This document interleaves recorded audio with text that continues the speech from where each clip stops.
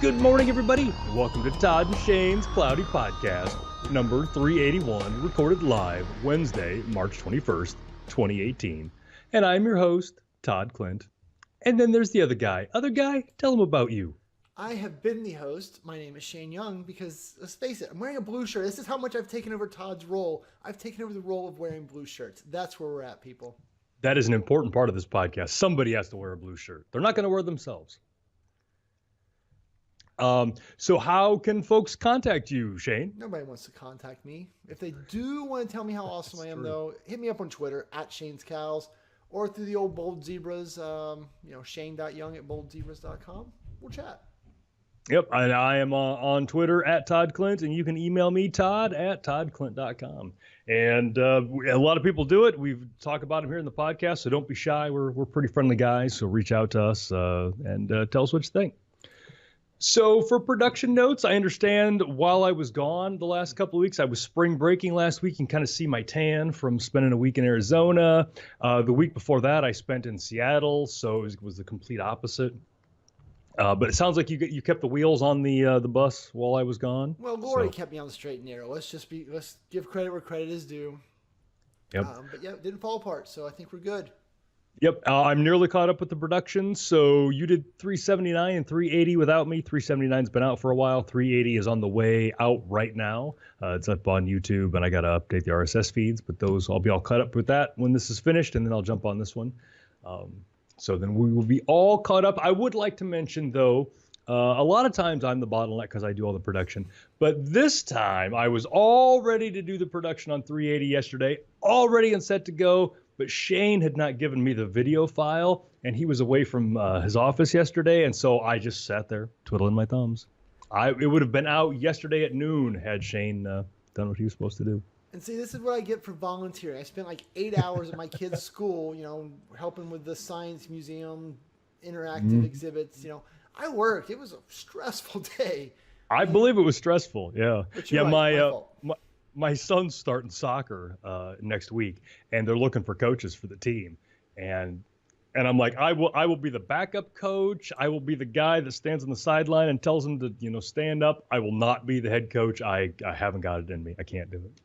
Yeah, well, kids soccer is it's intense. I can't do it. But yeah, so for all of you folks, we got a little behind the production, but it'll be all caught up here in a couple of days. Now, since I was gone, I had a bunch of things to talk about over the last month, and I wouldn't let Shane talk about them. So we have a bunch of things. I'm going to kind of plow through them because we've got a lot, but I apologize in advance if we go a little first. So you've got something first, though. You've got the first topic? I do. Yeah. So, we all know 2 weeks ago you were out in Redmond. You're hanging out with your friends at Microsoft.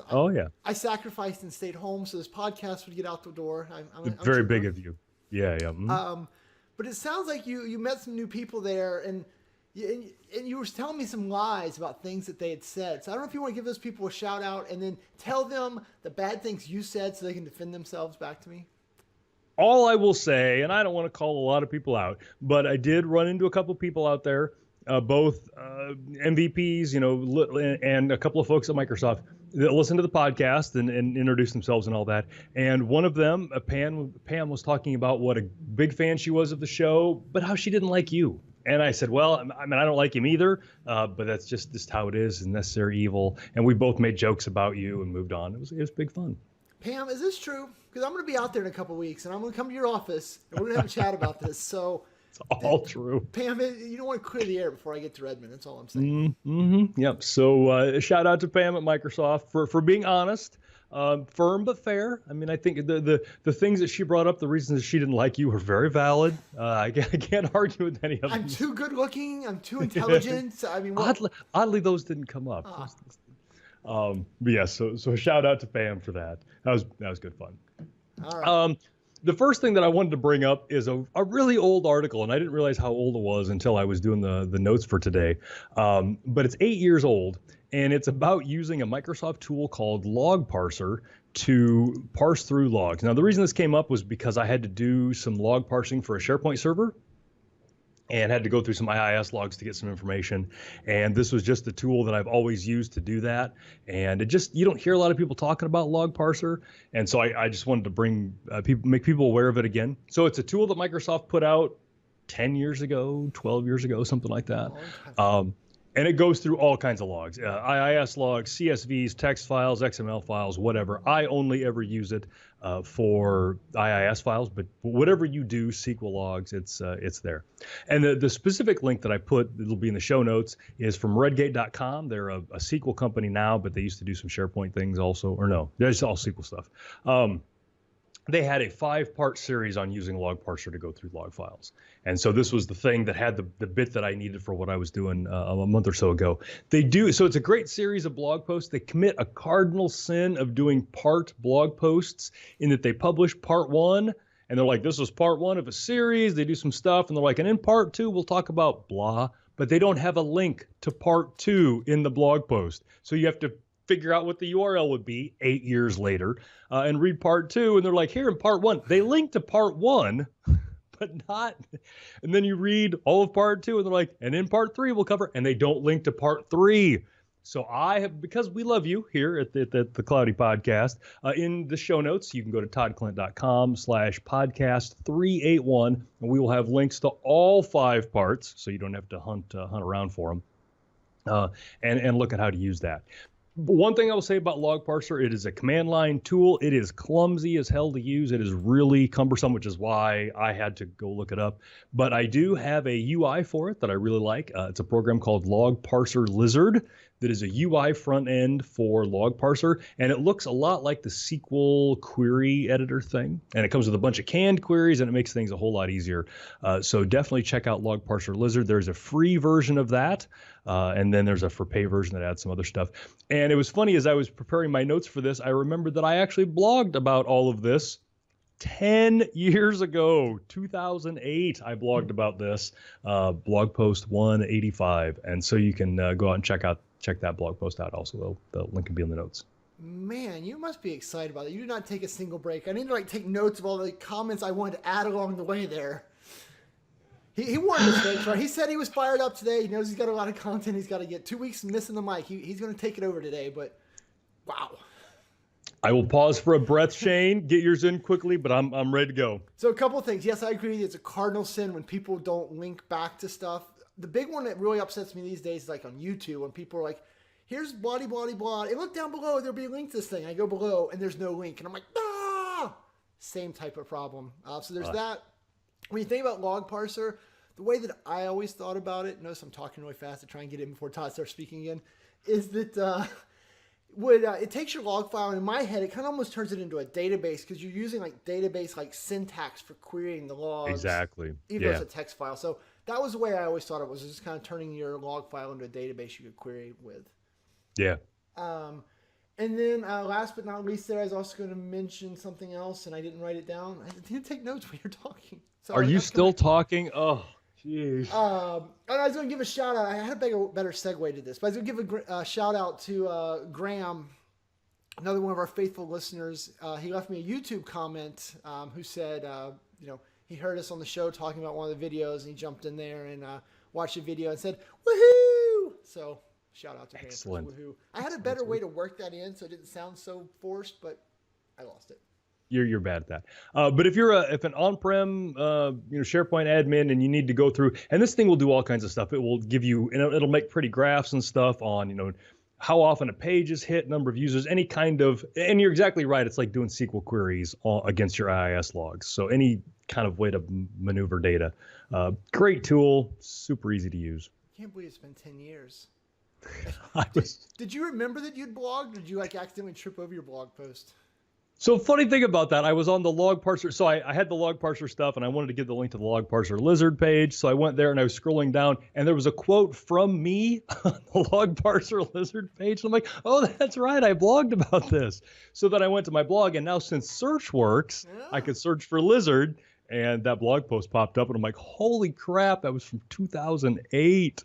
Oh my God. This is where getting old is rough. So this yesterday or the day before, I had one of those Facebook memories pop up, and it was this thing about apparently in a flight, I'd gotten upgraded, so I was in first class. I was coming back from Vegas, and I was sitting beside Eric Lindgren, who's a poker superstar, and I wrote all this stuff about it, and I'm like, this Facebook must be broken. I mean, I literally have zero memory of. I don't know who Eric Lindgren is. I don't remember writing about this. I'm like, No. this is weird. I guess I'm just old. I don't know. It was really kind of jarring for me. Like, ugh. Yeah, I don't remember any of that either. But yeah, I saw that and your confusion on it. So the next topic, this one is this is not 10 years old. This is only 2 or 3 weeks old, but something we've been wanting for nearly 10 years. Microsoft finally documented whatever the correct verb is for this, a post on docs.microsoft.com on how to use Azure AD authentication for SharePoint Server. So this, I may not have done a good enough job at talking about how exciting this is, but this is using cloud authentication, Azure Active Directory, for your on-prem SharePoint Server installation, your on-prem SharePoint farm. That seems like a really good idea, especially as we start to bridge our way to just always online. Uh-huh. Yeah. So this is something that people have wanted forever. Yep. For a whole bunch of really good reasons. But because of the different types of authentication tokens that online uses and on-prem uses, there's just never been a good way to do it. There's been a whole lot of really bad ways to do it. But this is the first time that this has come out in an official document. And what I love a whole bunch of things about this. Number one, the guy that wrote it all up was a friend of ours, Kirk Evans, who is a guy at Microsoft, a PFE at Microsoft from way back in the day, one of the OG SharePoint folks. And then 5 years ago or so, he started moving over to the Azure side. And don't fault him for that at all, but it's good to see him use both of his powers and combine them, take his chocolate, take his peanut butter, swirl it all together, and give us documentation like this. So this was pretty exciting. Yeah. I have not had a chance to walk through it yet, but it's on my list. And he says fully supported, right? No shenanigans involved? Yeah, it's fully supported. He's got his scripts that match everything up and get all the tokens working. And yeah, it's on docs.microsoft.com. So it's straight from God through the burning bush through Microsoft. Yeah. That's pretty awesome. Yeah, and I remember Kirk, he was in, I taught a SharePoint training class in the Dallas MTC, and he took that class like way before he came on the scene. And he was one of the students that had that personality that I remembered, and about a year later, he started to show up more and more, and now he's just a mainstay. And it also kind of ties back well. Last week Lori and I were talking about her, her changing roles, right, from a SharePoint goddess to a Power BI business intelligence goddess, right, and this shift that a lot of SharePoint people kind of keep doing. And you said it really well in that article we wrote together. It's getting out of the business of keeping the lights on, not being sad that that's not a business anymore, but doing more things that bring more business value. And it's been a pretty cool, it's a cool time, I think, for transitioning. So I don't know. Yeah, I agree. And yeah, Kirk's one of those great, I don't even know when I first met Kirk, but yeah, he's just a great guy. So was glad to see that. That's something a bunch of people have wanted. I've had customers asking for it. So now there's a way to do it. I need to walk through that and play with that a little. And that segues on to our next topic. The authentication team at Microsoft, Alex Simmons, if you're not following the Azure blog, that's a good thing to do. Posted a blog post here a couple of weeks ago about Azure AD and ADFS and how to protect against spray attacks. So spray attacks are, there's 100 different jokes to make about that. But Shane and I've said this before, as an IT pro, as an administrator, whatever, you have to also be a security person these days. There's just no way around it. You have to do that. And so I was a little disappointed myself that I'd not heard of what a spray attack was or a password spray.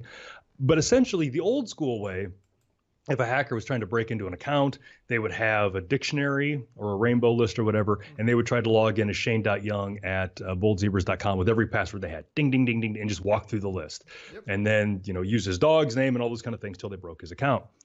And so the good guys got hip to that, and they're like, okay, if Shane tries to log in, 3 times unsuccessfully within a certain amount of period, we'll lock his account. So if the 4th password's the right one, they can't get in. We fixed it. So the bad guys now have so many email addresses from all these data breaches and all those kind of things that now, instead of walking through passwords for an account, they're walking through accounts with a password. So now, instead of hitting Shane's account with 100 passwords, they're taking one password and trying it across all the accounts for a domain.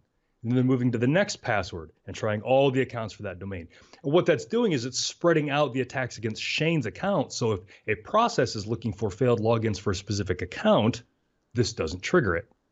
And so most of our stuff doesn't look for these kind of trends. But you know who does? Microsoft. Azure AD, right. So they have a big enough footprint now that they can see all these failed login accounts or attack, and they can see all the same hashes, and they're like, oh, someone's doing a spray attack, bing, and they can kill it that way. And so, I think this is, I love the cat and mouse of this kind of security stuff. And I love it because it's always Microsoft talking about how they've got it. Yeah, well, right, and this just goes back to, once again, a point you've made 1,000 times, but we used to joke that the cloud was scary and really bad at security. And I mean, now, does anyone that listens to this podcast, do you have a security guy who sits around and thinks about how to, deal with spray attacks in your environment and what the next iteration of that is? And, just trying to always be on the up and up with, it's just not feasible for an on-prem person to be this security conscious when Microsoft's got a whole team of, dark web people, keeping their eyes on all these things and figuring out these trends and then figuring out how to counteract them. And then, as you also said, the fact that they've got the millions and millions and millions and millions of accounts to kind of see this activity from a 100,000 foot view to realize what's going on at the smaller levels. It's so awesome. Yeah. And to that point, I was talking to a buddy yesterday at lunch, and we were talking about spam. And I was like, man, I don't get spam anymore. Like I don't get those, emails about buying Viagra, or I just haven't seen those things in months. I don't even think about it anymore.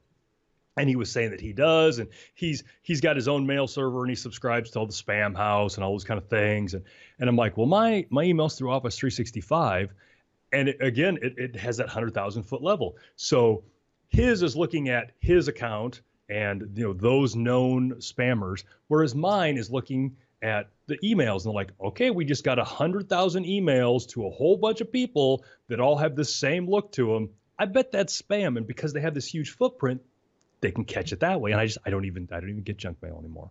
Yeah, it's great stuff. So back to this spray attack thing. So Microsoft, though, is making the same protection available for ADFS for on-prem things.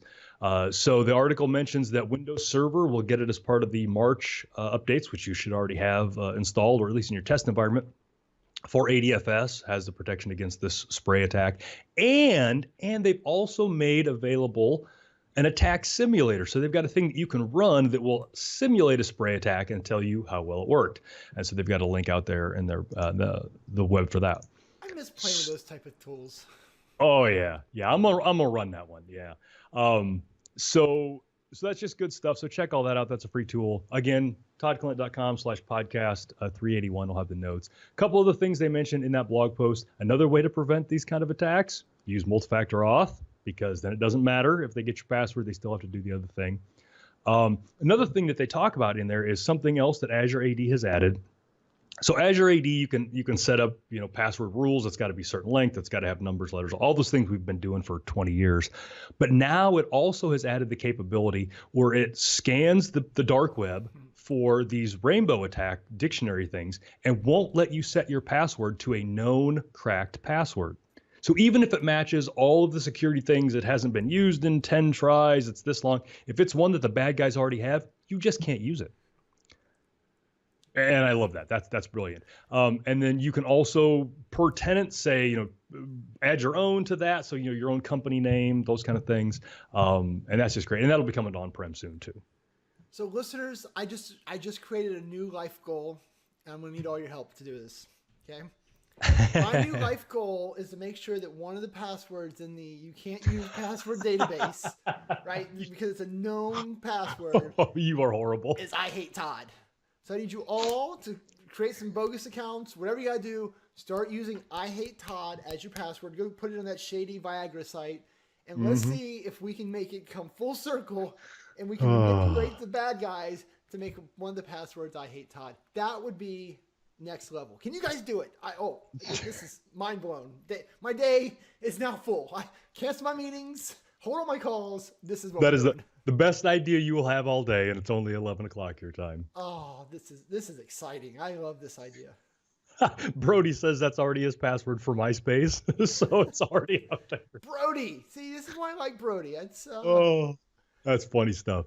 So yeah, look into all that stuff, and it's so easy to lose track of all the things they're adding to Azure AD and Office 365. So this podcast is just one way to expose you to these things. So go check those things out in the notes. Speaking of on-prem things, this is another older document, but it's about the SharePoint 2019 TAP. And basically, you can sign up for that. And I bring that up because we're getting a ways into 2018. And so these are the kind of things. One of the things you can do is you can sign up to try to get into the TAP. So there's a link in that blog post about that. But there's, May events coming out and all those kind of things. So I just kind of want to remind everybody about that. Yeah, that's the TAP stuff. I still haven't done any of that, to be honest. I probably should get on my Well, and if you did, you wouldn't be able to talk about it. So, so there, I haven't done it because I couldn't tell you. Couldn't tell if you did. But one thing you can talk about is yesterday, Microsoft kind of out of the blue dropped this bomb that the next version of Windows Server has been announced. They came up with the incredible original name, Windows Server 2019. So we got that going for us. And it is now available in preview. So if you've got a Windows Insider account, you can log in and download that. I think it's only the core version right now, but they're expecting the full version to be out the end of this calendar year. And this is where I think I'm just becoming one of the cool hip kids, right? I don't care, right? Everything I do these days is in Office 365. I don't care about the next version of Windows Server. I don't know. Does this make me a bad person? I don't really care about the next version of SharePoint. I will. But you are a bad person. This isn't what made you a bad person, but you are a bad person. Reinforce it? Certainly, yes. It's another piece of evidence to convict you. So if you are somebody who cares about the next version of Windows Server, unlike my co-host, they talk a little bit about the things that they're hitting. Of course, the number one focus that they're hitting, hybrid, and security, all those things. And some of those things. So you can sign up if you go to the link in the chat room. The blog post is on cloudblogs.microsoft.com, so you can read up on that. But that's coming out. Time marches on. We on-prem folks aren't dead yet, and new version of Windows coming out. No, I think it's more of like a self-realization, right? That I'm going through this change, that I'm not excited about Windows Server 2019, which all the previous ones I was like, yeah, new Windows, bitch, yeah. But now it's like, I just use SharePoint Online for everything I do, and that's really nice. Going through the change. All right. Well, going through the change. Live long enough, that'll happen. This was another article, kind of changing steps a little bit. Something that you and I have talked about ad nauseum on the podcast about Facebook spying on us. Yes.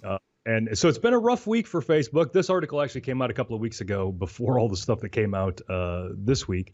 But it's an article from the Wall Street Journal, so I apologize. It is behind a paywall.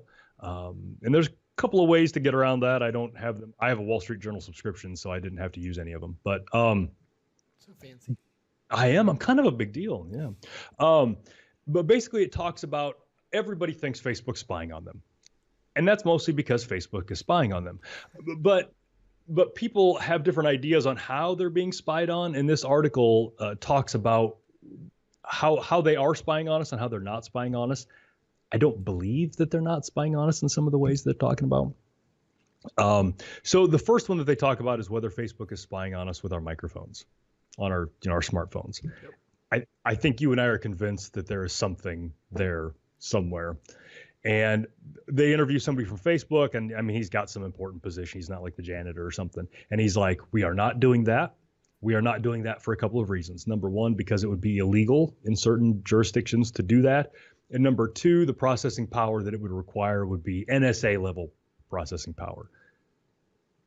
Now, I don't believe that Facebook would let a little thing like the law get in the way. Nope.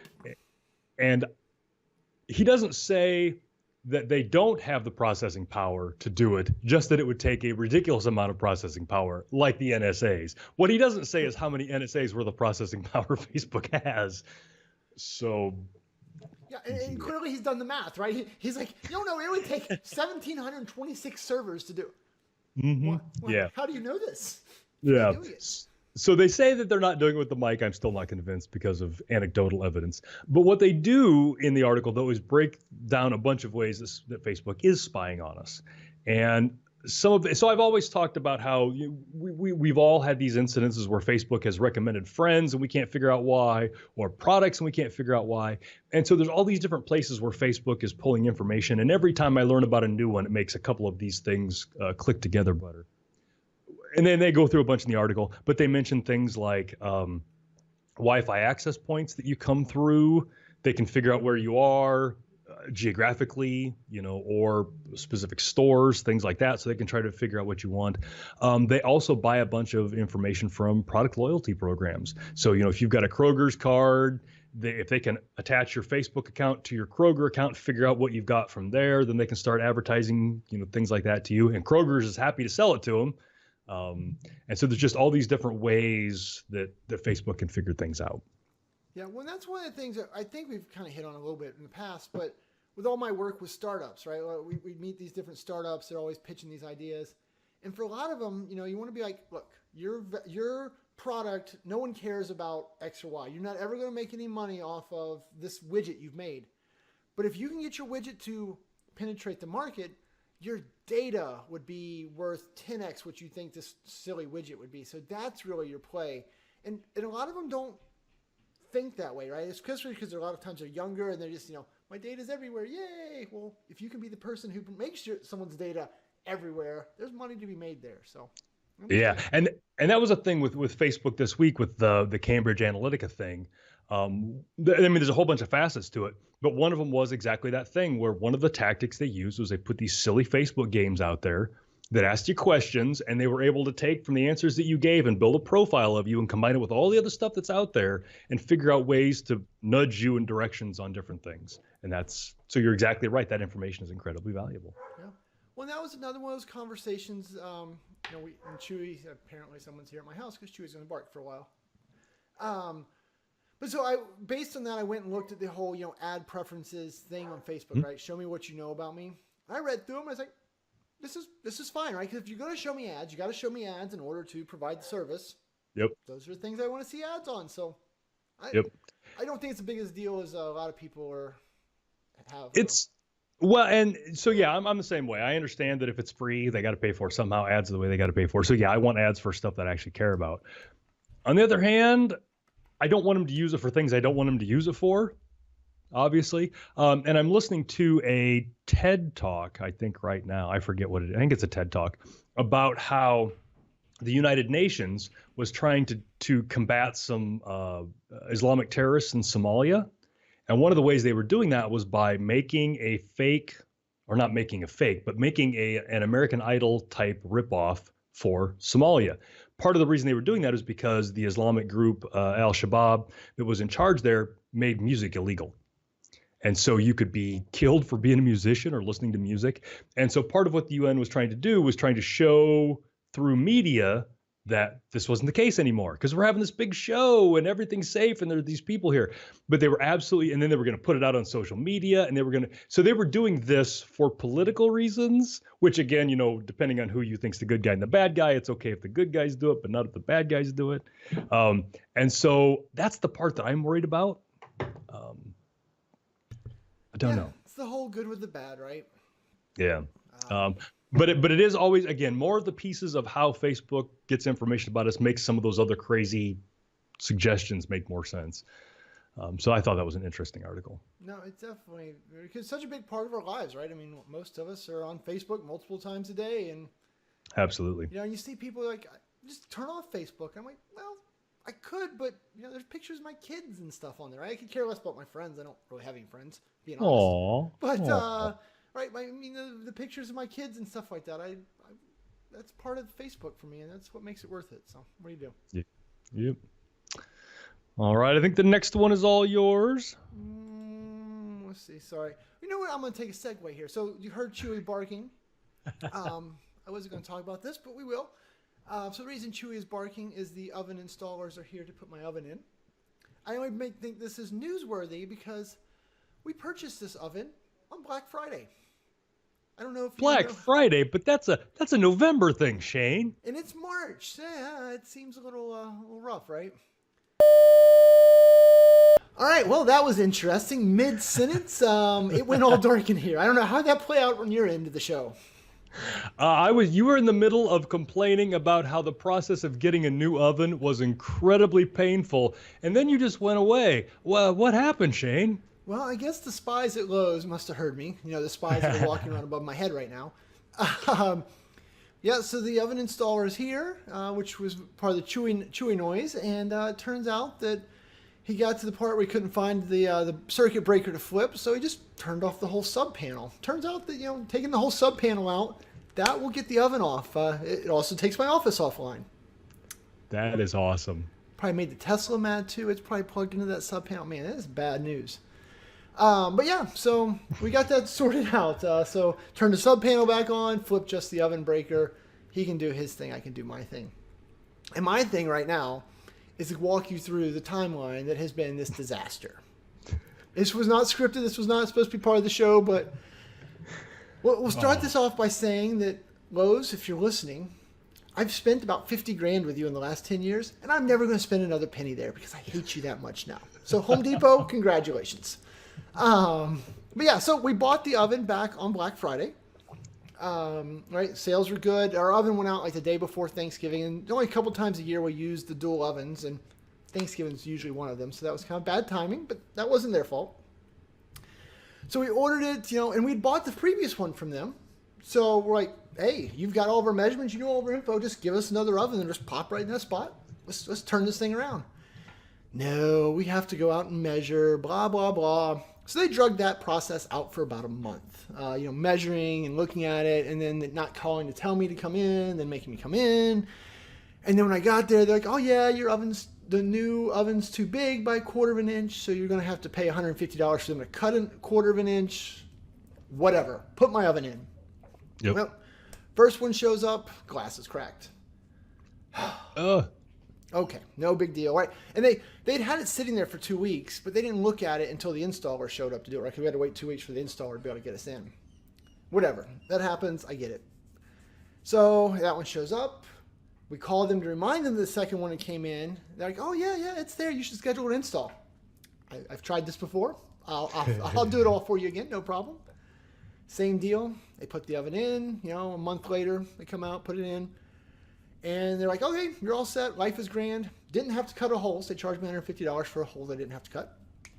But then they're like, yep, it'll be working. It's preheating now. Have a good day. We're going to lunch.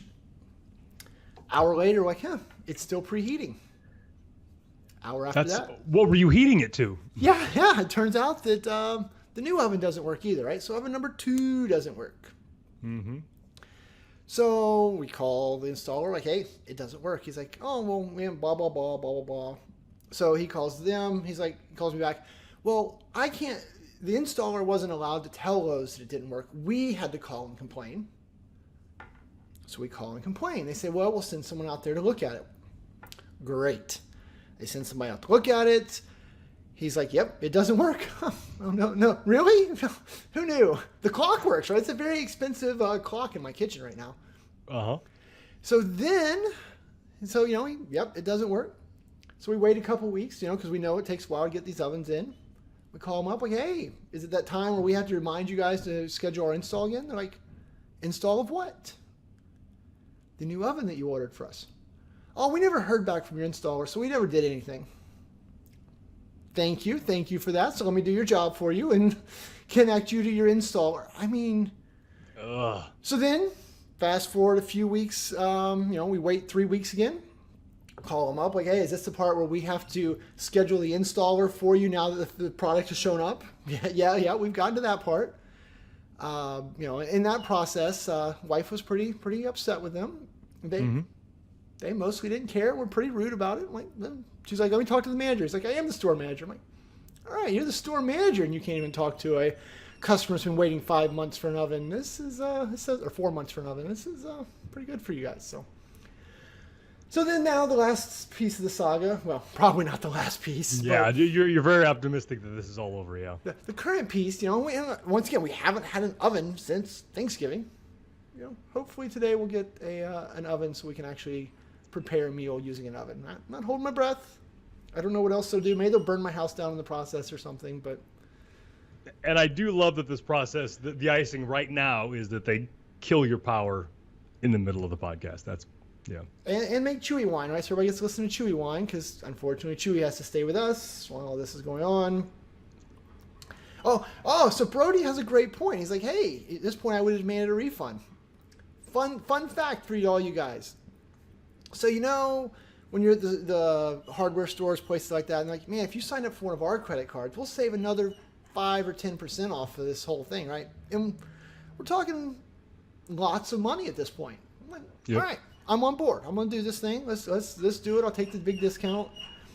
And so I've already paid it off. But it turns out that you can't really dispute charges on a store credit card the same way with American Express, where I just be like, American Express, don't you dare pay these people.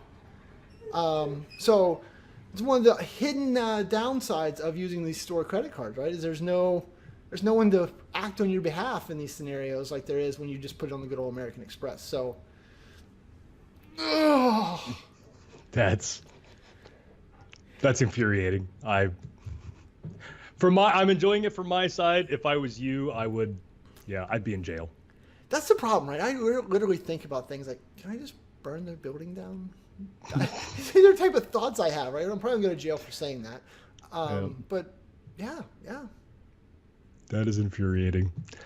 So on to better news. Tell us about your subscriber count. I'm a little upset. So yeah, good news, right? Most of you probably had the good fortune of seeing it on Twitter, but I finally broke 10,000. Woohoo!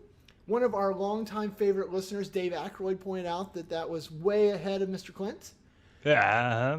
I then incorrectly said that I was 9,000 subscribers ahead of Todd. I was incorrect. I was only like 8,937 or something at that point. Yeah. Let's not exaggerate. It was only 8,937. The good news is that about 12 hours later, I had made up all of those.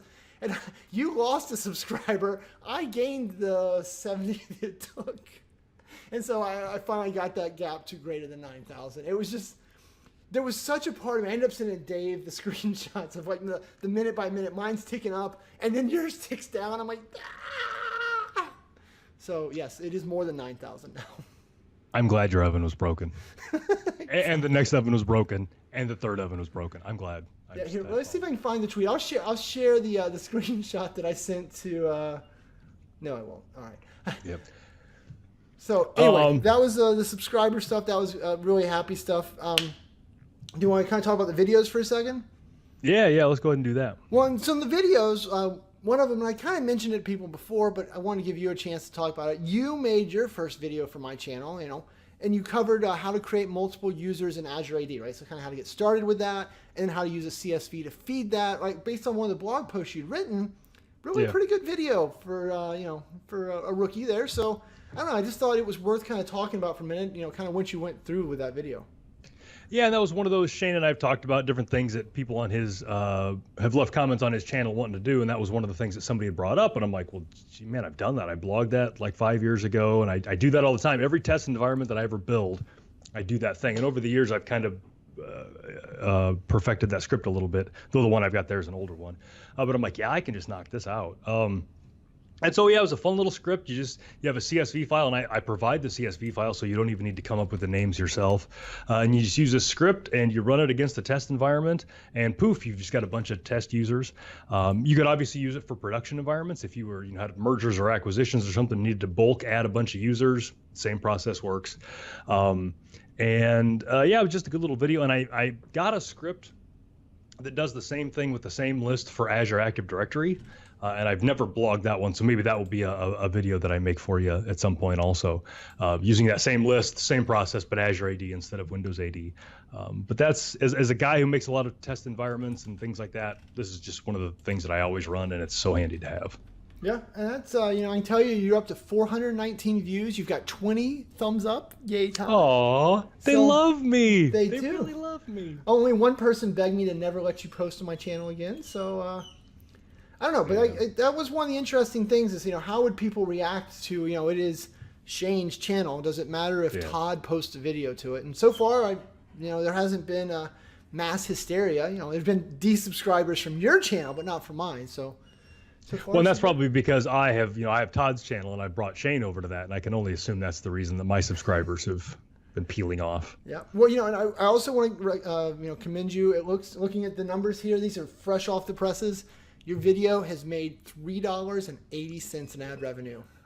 So yeah, just go ahead and I want that in small unmarked bills. I don't need the IRS getting their share of that. So yeah, it's pretty cool though. So I mean, I don't know. I think it went well. I liked adding it. So hopefully we can get you to do a couple future videos and see what happens. Yeah, it was a good time. So have you done any videos you'd like to pimp here while we're talking about it? Well, of course. So I've actually been had a bit of video creators block. I didn't know this was a thing until I hit it the other day. But the only video I've gotten out in the last week was a Power Apps, how to use the search function and how to fix your SharePoint search Power App search boxes. So just kind of one of those core Power App skills that people need. They need to understand how the search function works. So nothing exciting and elaborate. And this is one of the difference I think with a lot of my content. I try to make things that are just very mechanically sound, right? Here is how you use this one thing, and here's all the ways you can use it. Whereas like a lot of the other Power Apps videos that we see today are like, here's how you make this giant, awesome, really cool thing, but it skips all the fundamental boring stuff like, hey, the search function doesn't work with a lookup column inside of SharePoint, right? And so a little bit of different perspectives. My videos aren't always the sexiest other than my face, but I just try to kind of cover core concepts the same way you did with the AD create users, right? I did this with the search function. I'm going to try and do the filter function here, next time my power is not cut off and see what happens. So in 6 weeks when they install the next version of the oven that's funny stuff.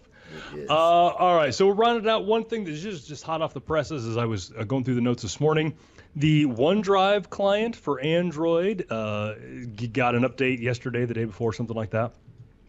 So if you're on an Android device, you can go out to the Google Play Store and grab that.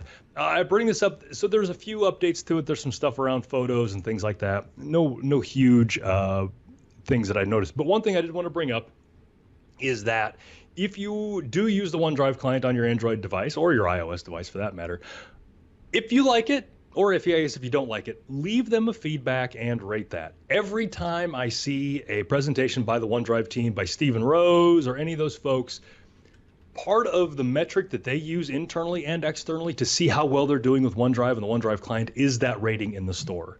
And so it's, Microsoft for a lot of years would just stick its fingers in its ears and not listen to us people out in the field.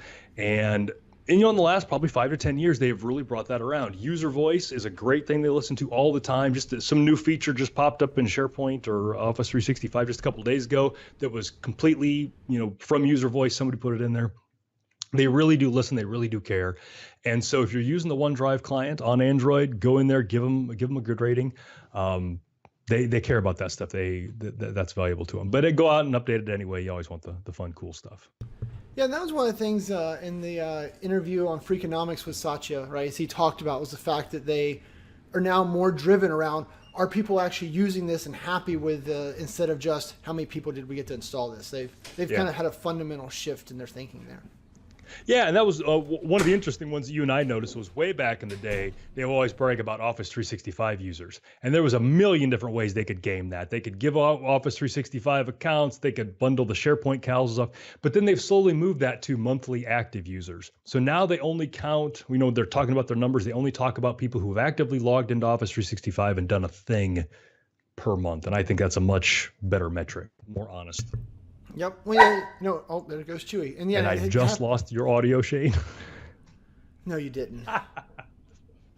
So go on and talk about the next one, or start the community stuff, and I'll check my audio. All right, so hopefully you guys can all still hear me, even though Todd can't. And you can also hear Chewy, who is now upset. So kind of rounding out the show, Community Corner, right? Don't forget we've got SharePoint Saturday Vancouver, April 14th. We've got Cloud Friday Nashville with Daniel Glenn, and that'll be May 4th. And then SharePoint Saturday Nashville, May 5th. So that way you kind of make a whole long weekend of hanging out in Nashville. So it'll be pretty awesome. Also got the SharePoint Saturday Montreal call for speakers. That SharePoint Saturday will be June 2nd. And then SharePoint Saturday Charlotte in August 11th. So lots of SharePoint Saturdays and such to get involved with. Also jumping down to promotions, just a couple more weeks. Todd and Chewy, it sounds like, will be in good old-fashioned, where will he be? He will be in Omaha to talk about SharePoint, and he will be doing the keynote. I think one of the things he's going to also cover out there is the PnP PowerShell, so should be fun. Yeah, I'm going to be doing the keynote and then doing a session on the PnP PowerShell and how to use it for on-prem and Office 365 and all of that. Sorry, I was trying to mute as I yelled at the dog. I appreciate that. We are just having a number. My headphones just went out. We're having a great show today. Why don't we do this thing again? All right. You want to finish up the promotion? I'll just mute as I yell at Chewy. Yeah. So then the big SharePoint event of the year, the SharePoint Conference North America, that is May 21st through the 23rd. So 2 months from today, Shane and I are going to be whooping it up in Vegas. We'll probably be at the craps table, winning our fortunes. Shane will be dancing on a table somewhere. It'll be all the rage. So if you haven't gone and registered for that yet, go to SharePointConferenceNA.com and sign up for that. If you use the registration code Clint, you save $50 and you give me bragging rights. Right now, Shane has more referral codes than I do. Breaks my heart. And nobody wants to see him win. Nobody wants to see that. So sign up, use my last name, Clint, as a referral code. Help me get my glory back. And then also on Thursday, Shane and I are doing an administrators all-day camp, and we're going to talk about on-prem administration, hybrid, Office 365, all of those things. So sign up for that one as well and come hang out with us. But the good news is, right, and those of you who don't know, you spell Clint, Y-O-U-N-G. But the good news is also you are winning. And that if you looked at the numbers for the post-cons, we're at the top of that list also. So we're are we? I mean, we're good going. We might be second, but we're it's everybody else, and then it's us and this other one. Clearly we can't share the actual numbers, but overall we're kicking some butt there. So it'll be a good awesome. time. I look forward to it. And then we're doing a couple of sessions on other things. I forget what our regular sessions are. But yeah, it's going to be a good time. And then a couple of months later, SP TechCon is coming back to Boston. That is August 26th through the 29th, sptechcon.com. It's a much different conference than the SharePoint conference. The SharePoint conference is huge and glitzy and glamoury and showgirls and all that. And SP TechCon is small and cozy. And much like, Shane talked about how his videos are very utilitarian. You go in there, you learn the thing, you get the tool that you need. That's SP TechCon. And it's also small enough and cozy enough that you can chat with your fellow attendees. You can chat with the presenters and all that. Man, it's one of our favorites. We've been doing that thing for, probably close to 10 years now. And love going back and hanging out with those guys. Yeah, and I've been looking at the session submissions, right? So Todd and I are helping them kind of, drive the content from a technical point of view. And there is a lot of content, right? There is just an awesome list of people who are lined up to offer sessions and their name as speakers there. So I'm really looking forward to getting that list out to everybody. It's pretty cool. Yeah, that was one of the things that SP TechCon did, is they had an open call for speakers to let some other people in, and I love that. I love that they're making that opportunity available to other people. So sptechcon.com, sign up for that one. We would love to see you in Boston in August. Well, before one of us catches on fire or something like that, we had better wrap this podcast up. Hopefully I'll be able to get all the videos and stitch them together and all of that. But hopefully, unless, again, one of our houses collapses or something, we'll see you next Wednesday morning. And hopefully by then, Shane will have bought a couple of uninterruptible power supplies, strategically place them in his house. It wouldn't have mattered, right? If you flip the fuse, my whole house generator doesn't help when you turn off the whole sub panel. But I've got a UPS on my cable modem, my router, my computer, my hub. That's ridiculous. But good job. So we'll see. Shane and I will talk about how UPSs work between now and then, and we'll get back to you. But thanks, everybody. Thanks, chat room, for putting up with us. We'll be out there for a few more minutes, and we'll see you all next week. Toodles.